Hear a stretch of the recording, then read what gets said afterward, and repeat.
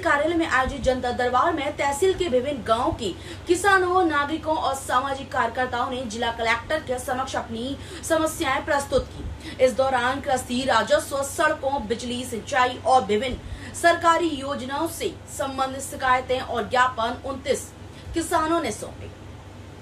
जनता दरबार में जिला मजिस्ट्रेट ने संबंधित विभागों को आवेदन पर तत्काल कार्रवाई करने का निर्देश दिया। हालांकि आवेदन जमा किए जाने के काफी समय बाद भी ऐसी चर्चा है कि किसानों को अभी तक इस बात की जानकारी नहीं मिली है कि इन 29 किसानों के मामलों में क्या कार्रवाई की गई, उनका क्या परिणाम निकला या संबंधित विभागों द्वारा क्या आदेश दिए।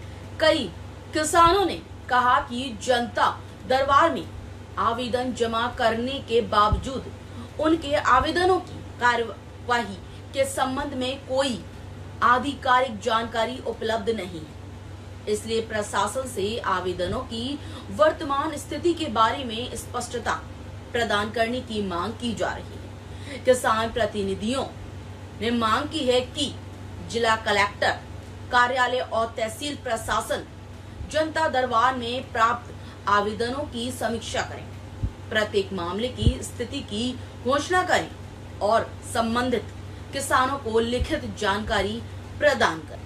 हालांकि जनता दरबार को नागरिकों की समस्याओं के समाधान के लिए एक प्रभावी पहल माना जाता है, लेकिन यह भी कहा जा रहा है कि यदि आवेदनों पर की गई कार्रवाई की जानकारी समय पर नहीं मिलती है तो नागरिकों का विश्वास कम होने की संभावना है। इसलिए किसान प्रशासन से 29 किसानों के लंबित मामलों पर जल्द से जल्द अपना रुख स्पष्ट करने की अपेक्षा कर रहे हैं। तालुक्यामध्ये आज आढावा बैठक झाला। आढावा बैठकीच्या नंतर जनता दरबार घेण्यात आलेला आहे। त्याच्यामध्ये जवळपास 25 ते 30 लोकांच्या काही तक्रार अडचणी होती, तो सर्वांच्या ऐकण्यात आलेला आहे। ते सर्वांमध्ये मेजरली जमीनचा वाद, जमीनच्या रिलेटेड विषय आहे आणि प्रत्येक विषय लवकरच्या लवकर निपटारा करण्यासाठी संबंधितांना निर्देश देण्यात आले आहेत। जनता दरबारमध्ये आले तुम्ही जिल्हाधिकारी साहेबांच्या, तर काय विषय घेऊन आले होते? आज आमचा सामायिक रस्ता डोंगरगाव ते पाथरी शिवरस्त्याचं आमचा अडवणूक झाली होती रस्त्याची। आम्ही लोकवर्गणीमधून मुरुम टाकला। तिथे एक 7 महिन्यापासून तहसील कार्यालयाला अर्ज देऊन सनी सुद्धा आजपर्यंत कारवाई झाली नव्हती। म्हणून सनी आम्ही लोकवर्गणी केली आणि आजूबाजूच्या विहिरीवरला मुरुम आणून तिथे टाकला, पण शेतकऱ्यांनी तो अडवला। म्हणून शासकीय मोजणी व्हावी आणि हद्द कायम करून सनी आमचा शिवरस्ता मोकळा व्हावा यासाठी आम्ही इकडे आलो होतो।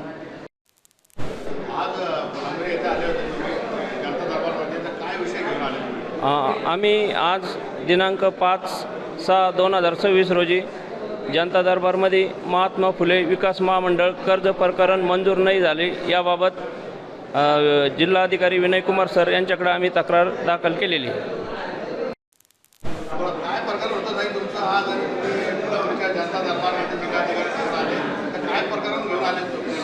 शेतीचा वाद आहे।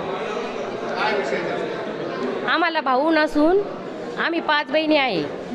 आमचे आई वडील म्हातारे, त्याचा गैरफायदा घेऊन चुलत भाऊ आम्हाला खूप त्रास देत आहे। आम्ही ते 2013 पासून हे मॅटर चालू आहे।